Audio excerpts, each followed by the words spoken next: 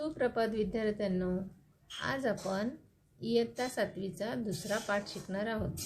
पाठाचे नाव आहे श्यामचे बंधू प्रेम। बंधू म्हणजे कोण? तर बंधूला समानार्थी शब्द आहे भाऊ। या पाठाचे लेखक आहेत साने गुरुजी। साने गुरुजींचं पूर्ण नाव आहे पांडुरंग सदाशिव साने। साने गुरुजींनी अनेक कथा, कविता, कादंबऱ्या असे विपुल ललित लेखन तसेच वैचारिक लेखन केलेले आहे। श्यामची आई, धडपडणारी मुले, भारतीय संस्कृती, गोड गोष्टी, सुंदर पत्रे इत्यादी त्यांची पुस्तके प्रसिद्ध आहेत। श्यामची आई या पुस्तकातून हा पाठ घेतलेला आहे। श्यामच्या मनात आपल्या लहान भावंडाविषयी असलेला जिव्हाळा, प्रेम तसेच आईने मुलांना दिलेली शिकवण याचे हृदयस्पर्शी वर्णन या पाठामध्ये आलेले आहे।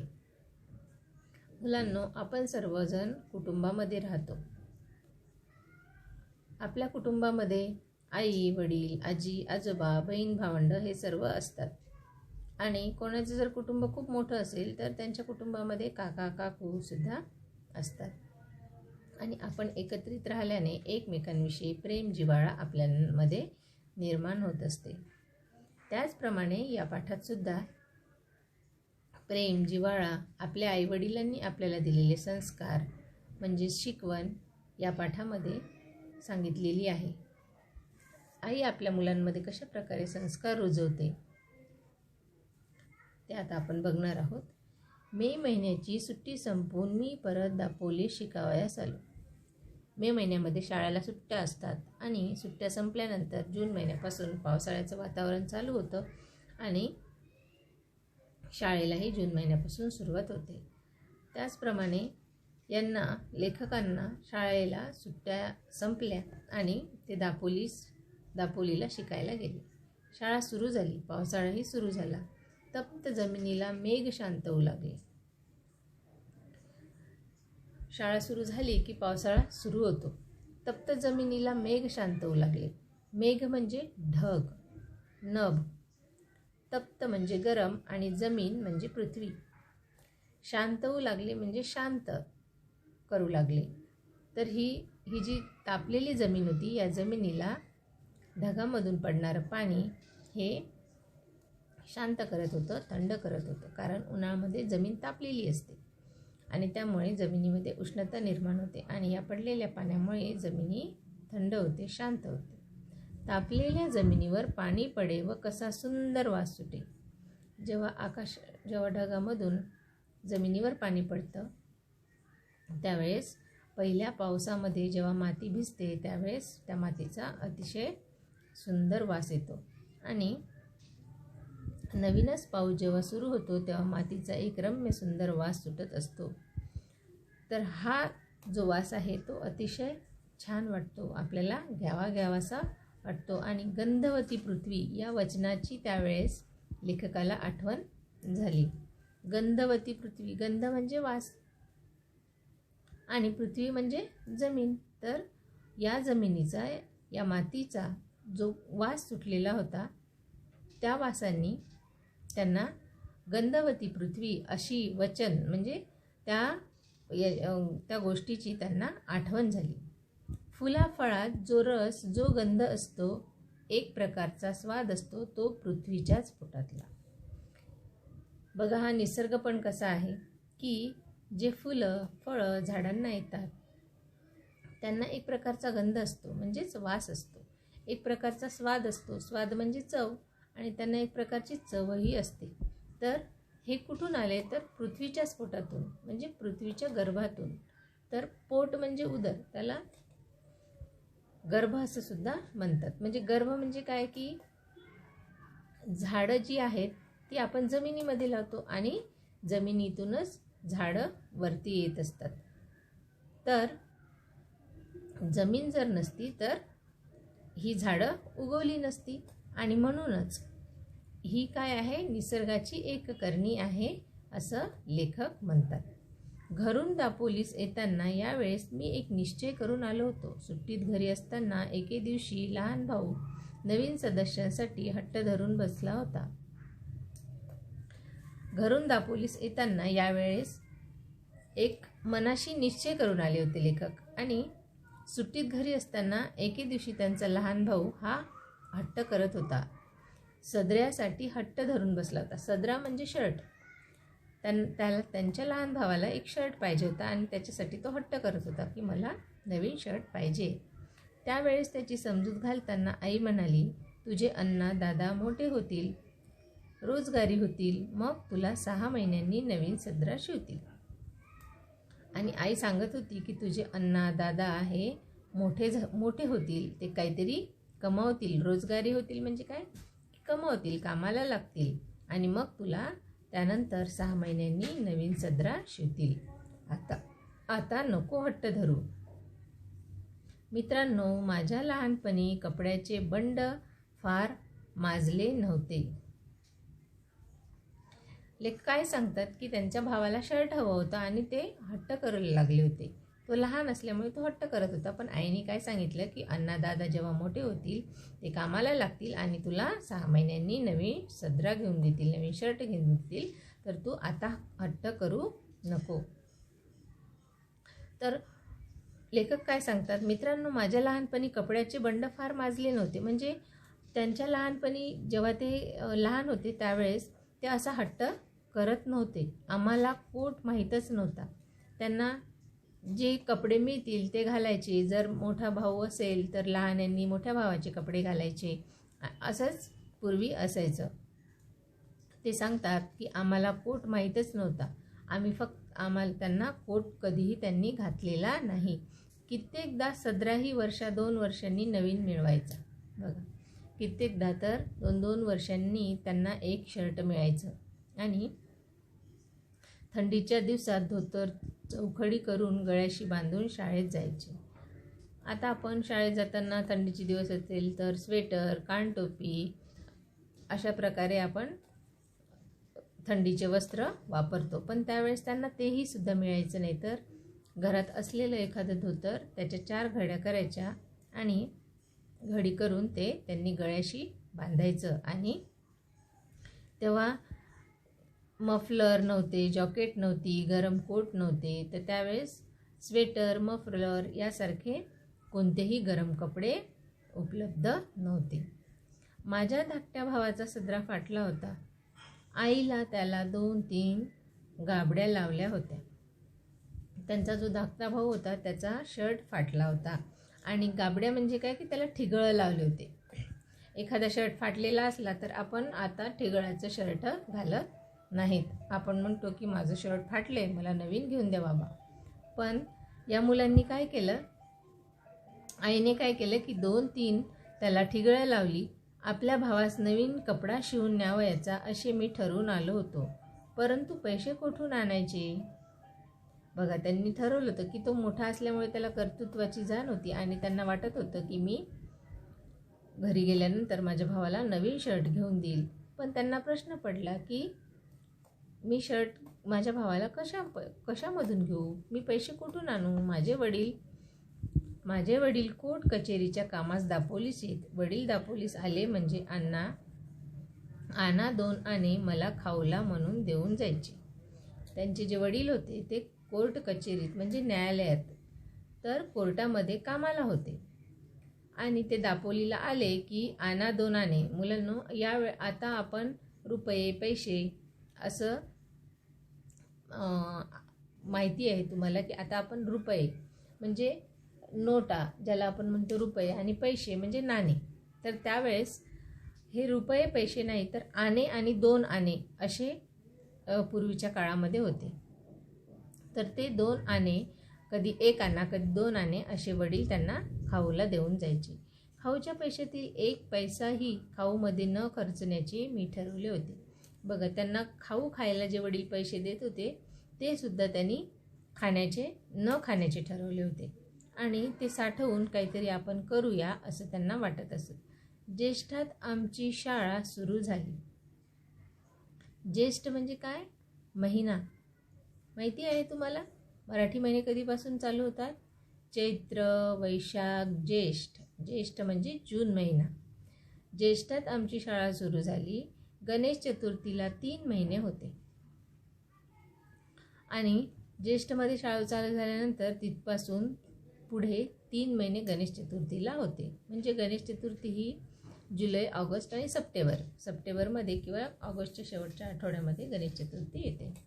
गणेश चतुर्थीस धाकट्या भावास कोट किंवा सदरा शिवून न्यायचा असे मी मनात निश्चित केले आणि त्यांना वाटलं की आपण हे खाऊचे पैसे जमवून आपल्या छोट्या भावाला गणेश चतुर्थी हा आपला सण आहे, आपण मोठ्या प्रमाणात हा साजरा करत असतो, म्हणून त्यांना वाटलं की आपल्या भावाला गणेश चतुर्थीला आपण एक नवीन कोट किंवा एखादा शर्ट शिवून न्यायचा असं त्यांनी मनाशी ठरवलं. ध्येयावर डोळे होते, रोज पैसे मोजत होतो. गणेश चतुर्थी जवळ येत चालली. मजजवळ 1 रुपया 2 आणे जमले होते. ध्येय म्हणजे काय की त्यांनी जे मनाशी ठरवलं होतं, निश्चित केलेली गोष्ट, तर ते जवळजवळ येत होते आणि ते रोज पैसे मोजत होते की मी जे ठरवलेली गोष्ट आहे की माझ्या भावाला लहान शर्ट घ्यायचे आहे.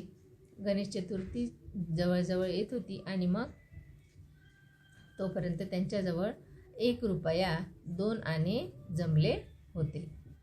गौरी गणपतीला नवीन कपडे करतात. आपल्या गावातील मुलांना त्यांचे आईबाप नवीन कपडे शिवतील, परंतु माझ्या भावास कोण शिवील?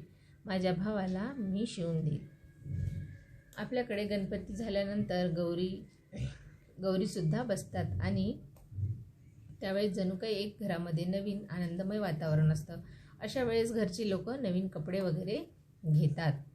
गावातील मुलांना त्यांचे आईवडील कपडे शिवतील, परंतु माझ्या भावाला कोण शिवेल असा त्यांना प्रश्न पडू लागला. मग माझ्या भावाला मी कपडे शिवून देणार. मी शिंप्याकडे गेलो. शिंपी म्हणजे काय? टेलर.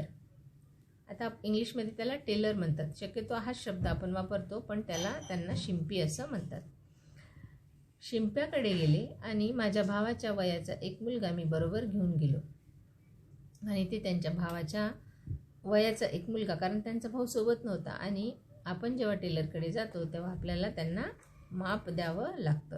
त्यांच्या अंगाचा कोट शिवावयास मी सांगितले. 2 वार कापड घेतले आणि अर्धा वार अस्तर घेतले. कोट आपल्याला शिवण्यासाठी त्याला आतून वरून भरजरी कपडा असतो आणि आतून त्याला अस्तर असतं. तर असा कोट शिवण्यासाठी त्यांनी 2 वार म्हणजे 2 मीटर कपडे घेतले. आता आपण मीटर, अर्धा मीटर असं म्हणतो, पण त्यावेळेस वाराचा हिशोब होता. तर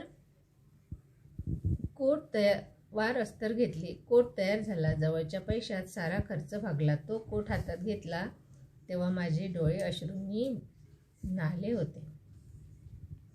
त्यांनी पै जमवून आपल्या स्वतःच्या भावासाठी कोटासाठी कापड घेतला आणि तो शिवून घेतला. जेव्हा तो कोट शिवलेला त्यांच्या हातात आला तर तेव्हा त्यांना अश्रू डोळ्यामध्ये भरून आले आणि त्यांना वाटलं की माझ्या भावाला किती खुशी होईल. आणि त्यांनी भावांना आनंद देण्यासाठी ते स्वतःच्या वडिलांनी दिलेले पैसेसुद्धा त्यांनी खर्च केले नाही. ते साठवून त्यांनी स्वतःच्या भावासाठी कापड घेऊन कपडे शिवले, कोट शिवला. मी घरी जाण्यास निघालो. मी ज्याच्याकडे राहिलो होतो ते म्हणाले, पावसा पाण्याचा जाऊ नकोस. नदीनाल्यांना पूर आले असतील. पिसईच्या पर्या, सोंडे घरच्या पर्या यांना उतार नसेल. आमचे मी कोणाचे ऐकले नाही. हृदयात प्रेम पूर आला होता. तो नदी नाल्याच्या थोडीच भीक घालणार. जेव्हा लेखक घरी जाण्यास निघाले तेव्हा ते ज्यांच्याकडे राहत होते ते त्यांना म्हणाले की पावसा पाण्याचा जाऊ नको, नदी नाल्यांना पूर आलेला असेल. पिसईच्या पर्या, सोंडे घरच्या पर्या यांना उतार नसेल. म्हणजे त्यावेळेस नाल्यांना जे काही नावं दिलेली होती तर त्या नदी नाल्यांना आता आपण जशी पूल वगैरे बांधलेले आहेत तसे त्या काळी नव्हते. तर त्या काळी आपल्याला नदी पार करून जावं लागत असे. आणि अशा वेळेस की त्यांना जो पूर आला आहे त्याच्यामध्ये भरपूर पाणी असेल आणि ते पाणी ज्या दिशेने जाईल त्या दिशेने तुला वाहून नेईल असं त्यांना वाटत होतं. आणि म्हणून ते त्यांना म्हणत होते की नदी नाल्यांना भरपूर पाणी असेल, तू जाऊ नको. परंतु त्यांनी भावाच्या प्रेमापोटी कोणाचेही ऐकले नाही. त्यांना घरची ओढ लागलेली होती. हृदयामध्ये त्यांच्या प्रेम पूर आला होता. खूप त्यांना घरची ओढ लागलेली होती आणि तो नदी नाल्यास थोडीच भीक घालणार आणि म्हणून थोडीच भीक घालणार म्हणजे ते काही नदी नाल्यांना काही घाबरणार बिलकुल नाही. आणि असं मनाशी ठरवून त्यांनी नवीन कोट बांधून घेऊन मी निघालो. आणि त्यांनी तो नवीन कोट घेतला, जवळ ठेवला आणि ते निघाले. पंख असते तर एकदम उडून गेलो असतो.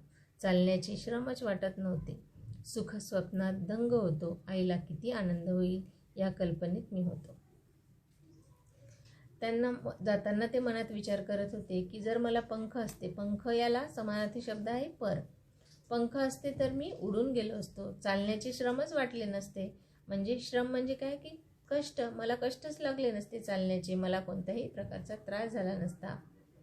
असे रस्त्याने जाताना ते स्वप्न बघत होते आणि ते स्वप्न बघण्यात ते दंग झाले होते.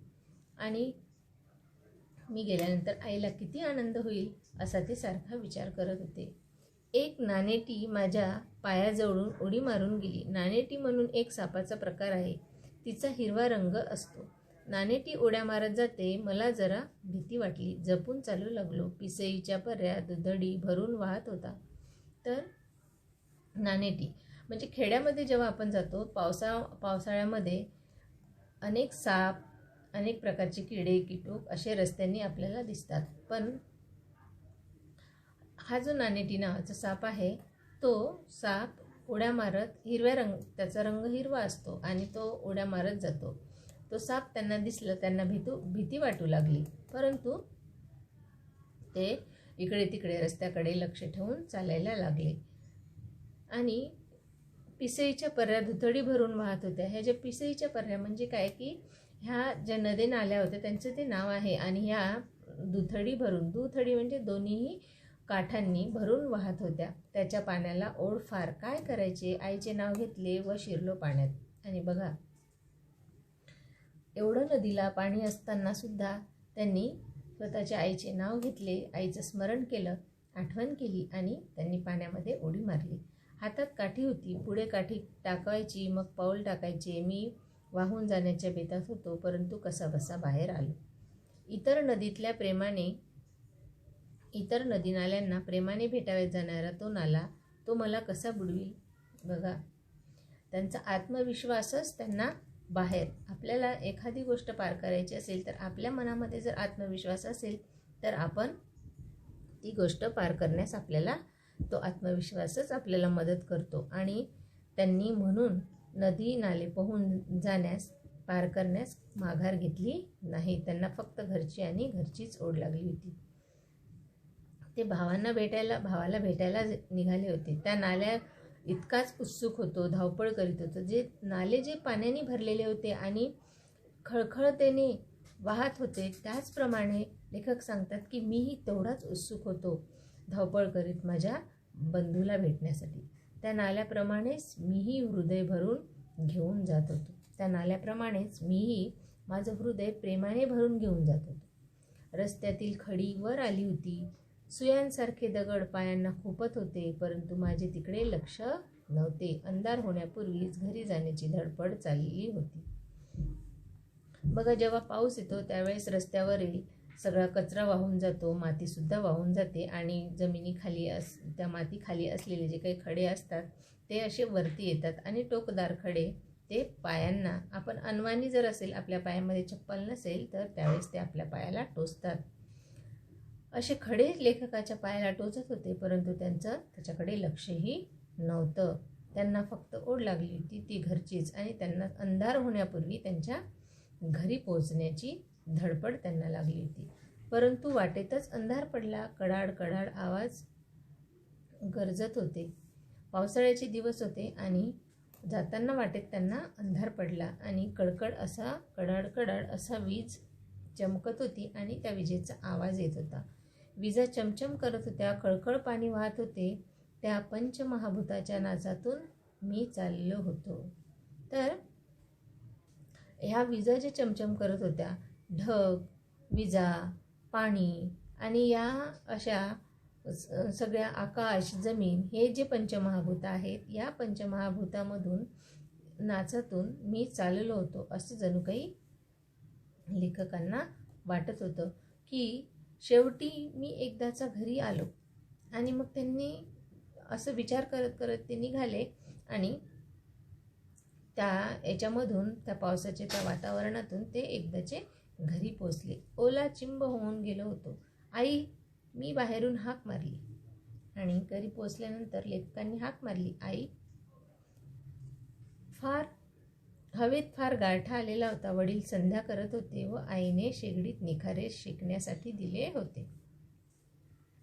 संध्याकाळच्या वातावरणात वडील बसलेले होते आणि आईने शेगडीमधले जे निखारे म्हणजे त्याला जे कोळसे लाल असतात, जेव्हा ते चुलीमध्ये असतात, ते दगदग पेटत असतात, त्याला निखारे असं म्हणतात. आणि थंडी वाजत होती आणि निखारे शेकण्यासाठी आईने बाहेर काढून दिलेले होते आणि वडील तिथे बसलेले होते. आणि मग काय म्हणाले बघा, अण्णा आला. आई, अण्णा. धाकट्या भावाने दार उघडले. दोघे लहान भाऊ भेटले. दार उघडल्यानंतर त्यांनी बाहेरूनच आवाज दिला आणि दार जेव्हा उघडलं तेव्हा त्यांना कळालं. लहान भावाने दार उघडले आणि धाकटा म्हणजे लहान. दार उघडल्यानंतर दोघे भाऊ एकमेकांना भेटले. इतक्या पावसातून श्याम कशाला आलास? सारा भिजलास ना? आई विचारू लागली. आणि आईला प्रश्न पडला की एवढ्या पावसाच्या वातावरणामध्ये माझं मूल इथे भेटायला आम्हाला आलेलं आहे. आणि आई म्हणाली की इतक्या पावसात श्याम तू कशाला आलास? पूर्ण भिजलास ना तू? आई त्याला प्रेमाने विचारू लागली. सोंडे घरच्या पर्याला पाणी नव्हते का रे? वडिलांनी विचारले. बघा, जी त्या नाल्यांची नावं होती, वडिलांनी विचारलं की अरे त्या नाल्याला, त्या पर्याला पाणी नव्हतं का? तू कसं काय आलास? हो, परंतु मी आलो कसा तरी. मी म्हटले त्या दिवशी एक बाई वाहून गेली हो त्यातून, वडील म्हणाले. आणि वडिलांनी सांगितलं, अरे नदीला एवढं पाणी असताना तू कसं काय आलास? आणि मग लेखक म्हणाले की आलो मी कसा तरी निघून. आणि वडिलांनी काय सांगितलं की त्या दिवशी एक बाई यामधून वाहून गेली होती. बरे, ते कपडे काढ, कडक पाण्याने आंघोळ कर. आणि आई म्हणाली की बरं ठीक आहे, आता आलास ना तर मग ते ओले झालेले कपडे काढ आणि कडक पाण्याने म्हणजे गरम पाण्याने आंघोळ घे. मी आंघोळीस गेलो. धाकट्या भावाने माझे लहानसे गाठोडे सोडले. लहान मुलांना सवयच असते, त्यांना वाटत असते की काहीतरी आपल्यासाठी आणलेले असेल. आता एखादा व्यक्ती, आपले बहीण भाऊ खूप दिवसांनी आपल्या घरी आले किंवा कोणी पाहुणे आलं तर आपल्याला वाटतं की त्यांनी काहीतरी आपल्यासाठी आणलं असेल, काहीतरी खाऊ आणलं असेल, म्हणून ही उत्सुकता लहान मुलांना असते. त्याचप्रमाणे लहान भावाने सुद्धा आपल्या मोठ्या भावाने आपल्यासाठी काय आणलं हे त्याला उत्सुकता लागली होती आणि त्यांनी ते आणलेले. मी काहीतरी आणले असेल, परंतु मी माझ्या भावंडास काय आणणार, कोणता खाऊ आणणार, कोणते खेळणे आणणार, कोणते रंगीत चित्राचे पुस्तक देणार. मी गरीब होतो, परंतु माझ्या भावास त्या आठवड्यात काहीतरी सापडले. त्यात कोट सापडला. त्यांना मनाशी प्रश्न पडत होते की मी काय आणणार माझ्या भावासाठी. रंगीत चित्राचे पुस्तकसुद्धा मी त्यांना देऊ शकत नाही, मी गरीब आहे असं ते मनाशी विचार करू लागले. परंतु त्यांनी लहान भावाने जेव्हा गाठोडं सोडलं तेव्हा त्यात त्याला एक कोट सापडला. नवीन कोट? तो कोट नव्हता, ते हृदय होते, ते प्रेम होते, ती आईची फलद्रूप झालेली शिकवण होती. त्यांना भावाची घरची इतकी ओढ लागली होती की त्या प्रेमापोटी त्यांनी वडिलांनी दिलेले खाऊचे पैसे जमवून त्यातून कोट भावासाठी शिवून आणला होता. आणि ही शिकवण त्यांना कोणी दिली होती तर ही शिकवण आईच्या मायेतून, आईच्या संस्कारामधून आणि कुटुंबातून त्यांना मिळालेली होती की आपल्या घरातल्या लोकांना आपण कशा प्रकारे जीव लावला पाहिजे. अण्णा, हा लहानसा कोट कोणाचा? हा नवीन कोट कोणाला रे? धाकटा भाऊ कोट घेऊन माझ्याजवळ येऊन विचारू लागला. आणि त्याला उत्सुकता लागली की अण्णा, आपण मोठ्या भावाला अण्णा असं म्हणत असतो. अण्णा, हा कोणाचा कोट आहे? लहानसा आहे, हा नवीन आहे. धाकटा भाऊ कोट घेऊन त्यांच्याजवळ गेला आणि त्यांना विचारू लागला. मग सांगेन, घरात जा घेऊन, मी म्हटले. आई, हा बघ कोट, हा काही अण्णाच्या अंगाचा नाही, हा मला आणलाय होय आई? धाकटा भाऊ आईला विचारू लागला. त्याला उत्सुकता लागली की भाऊ कधी म्हणतो की हा मी तुझ्यासाठी आणला. त्याला कळत होतं की हा कोट तर आपल्या भावाला येईल असा नाही आहे, हा छोटा दिसतोय, हा नक्कीच माझ्या भावाने माझ्यासाठी आणला असेल. आणि तो आईजवळ घेऊन गेला आणि आईला विचारू लागला की आई बघ, हा कोट माझा आहे का, हा अण्णांनी आणलाय. आईने कोरडे धोतर दिले. मी चुलीजवळ शेकत बसलो. आई म्हणाली, श्याम हा कोणाचा कोट? मग श्याम आंघोळ करून आला आणि आंघोळ करून आल्यानंतर तो चुलीजवळ शेकत बसला आणि तेव्हा आई म्हणाली, श्याम हा कोट कोणाचा आहे? मोरू जोशाकडे कारे द्यावयाचा आहे, कापातल्या मुक्याने पाठविला असेल, वडील म्हणाले. त्यांना वाटलं की हा कोणीतरी त्यांना दिलेला असेल किंवा हा कोणाला द्यायचा असेल. त्यांनी आणि वडील म्हणाले, नाही, हा मी पुरुषोत्तमसाठी शिवून आणला आहे, मी म्हटले. आणि मग वडिलांनी त्यांना विचारलं की अरे का रे, हा कोणाचा आहे, कोणाला द्यावयाचा आहे का? तर ते म्हणाले, नाही, हा पुरुषोत्तम आहे. पुरुषोत्तम, त्यांच्या लहान बंधूचं नाव पुरुषोत्तम, आणि त्याच्यासाठी मी शिवून आणलं आहे. मग वडिलांनी विचारलं, पैसे रे कुठले, कोणाचे कर्ज काढलेस का, फीचे दवडलेस? वडिलांनी विचारले आणि त्यांना प्रश्न पडायला लागले की तुझ्याजवळ पैसे कसे काय आले, तू तर कोणतीही कमाई करत नाहीस.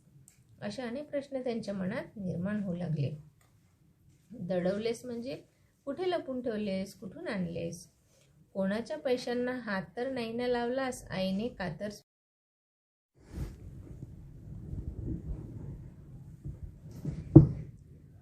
आणि श्यामने सांगितले, आई मी कोणाची चोरीही केली नाही. मग उधार का शिवून आणला श्याम? वडिलांनी विचारले आणि वडिलांनी विचारले, मग तू उधार का शिवलास? भाऊ, तुम्ही मला खाऊला आणा 2 आणे देत असा, ते मी जमवले. गेल्या 2-3 महिन्याचे सारे जमविले, त्यातून हा कोट शिवून आणला. आई म्हणत असे, तुझे अण्णा दादा मोठे होतील, मग पुरुषोत्तमला नवीन शिवतील कोट. मी मनात ठरविले होते की येताना त्याच्यासाठी नवीन कोट आणावायचा. पुरुषोत्तम बघ तुला होतो का, मी म्हटले. आणि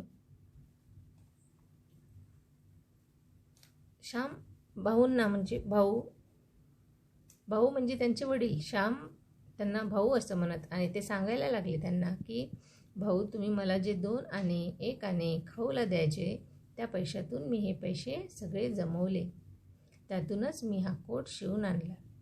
आई नेहमी म्हणायची ना की तुझे अण्णा दादा जेव्हा मोठे होतील, जेव्हा कामाला लागतील, त्यावेळेस तुला नवीन कोट शिव. म्हणून मी मनाशी ठरवले होते की त्यांच्यासाठी नवीन कोट आणायचा. आणि मग श्याम म्हणाला, पुरुषोत्तम बघ तुला होतो का हा कोट? अण्णा हा बघ छान होतो आणि आतलाही खिसा, आता माझी पेन्सिल हरवणार नाही. आई बघ. पुरुषोत्तम आईला दाखवू लागला. आणि तो लहाना पुरुषोत्तम लहानगा त्याच्या श्यामला म्हणाला, अण्णा हा बघ छान होतो मला. त्यांनी लगेच घालून सुद्धा बघितला आणि आतमध्ये ज्या कोटाला खिसा होता, त्या खिशामध्ये आता मी माझी पेन्सिल ठेवेल, माझी पेन्सिल आता हरवणार नाही. आई बघ किती छान दिसतोय हा कोट, असं तो आईला सांगू लागला. त्याला खूप खुशी झाली, खूप आनंद झाला. आणि असं म्हणून पुरुषोत्तम तो कोट घालून आईला दाखवू लागला. मी सांगितलेली हकीकत ऐकून आईला गहिवर आला. ती म्हणाली, श्याम तू वयाने मोठा नाहीस, पैशाने मोठा नाहीस, शिकून मोठा नाहीस, परंतु मनाने मोठा आजच झालास हो. श्यामने पैसे कशा प्रकारे जमवले ती सगळी हकीकत श्यामने आईला सांगितली. आणि हे सगळं ऐकल्यानंतर आईला सुद्धा गहिवरून आलं. आई म्हणाली, श्याम तू वयाने मोठा सुद्धा नाहीस, तू पैशाने सुद्धा मोठा नाहीस, तू शिकूनही मोठा नाहीस, तू सुद्धा लहानच आहेस, परंतु तू मनाने आज किती मोठा झालास की तू प्रेमापोटी स्वतःच्या खाऊचे पैसे जमवून स्वतःच्या भावाला तू नवीन कोट आणलास. हेच प्रेम बाळांनो पुढेही ठेवा. या प्रेमावर कोणाची दृष्टी नको पडायला. आणि आई त्यांना सांगत होती की मुलांनो, असेच प्रेम जपा. आपल्याजवळ नसताना जर आपण एखादी वस्तू दुसऱ्याला जर दिली तर त्यातून किती आनंद होतो, त्यामध्ये खूप आनंद असतो आणि दुसऱ्यांनाही अतिशय त्या गोष्टीचा आनंद होतो आणि जो देणारा माणूस असतो तो मनाने खूप मोठा असतो. वडिलांनीही माझ्या पाठीवरून हात फिरवला, ते बोलले नाहीत. त्या हात फिरवण्यात सारे बोलणे होते, साऱ्या स्मृती होत्या. आणि बघा मुलांनो, जेव्हा त्यांनी एवढं सगळं करून प्रेमापोटी आपल्या स्वतःच्या लहान भावासाठी कोट शिवून आणला, तेव्हा आईवडिलांनी त्याची स्तुती केली की तू वयाने लहानच आहेस, खूप मोठा नाही, खूप शिकलेला नाही, तरी तू आपल्या खाऊच्या पैशातून पैसे जमवून लहान भावाला कोट शिवून आणलास. आणि ज्याप्रमाणे आईची स्तुती केली, आईने श्यामची स्तुती केली की आता जे प्रेम आहे तुला भावाविषयी, तुझ्या लहान भावाविषयी, तसेच प्रेम तू कायम असू दे. आणि हेच आईचे शब्द ऐकून वडिलांनाही त्याच्या पाठीवरून हात फिरवावा असं वाटला. वडील उठले आणि श्यामच्या पाठीवरून त्यांनी प्रेमाने हात फिरवला. फक्त हात फिरवला वडिलांनी, ते काहीच बोलले नाहीत. परंतु त्यांनी जो त्याच्या पाठीवरून प्रेमाने हात फिरवला, त्या हात फिरवण्यातच सगळे काही बोलणे आले होते आणि सगळ्या स्मृती जाग्या झाल्या होत्या. स्मृती म्हणजे आठवणी. आणि सगळं काही बालपण श्यामला आठवायला लागलं होतं की आपल्या आईवडिलांनी आपली कशी स्तुती केली. आपण त्यांना खूप स्वतःवर अभिमान वाटायला लागला होता की मी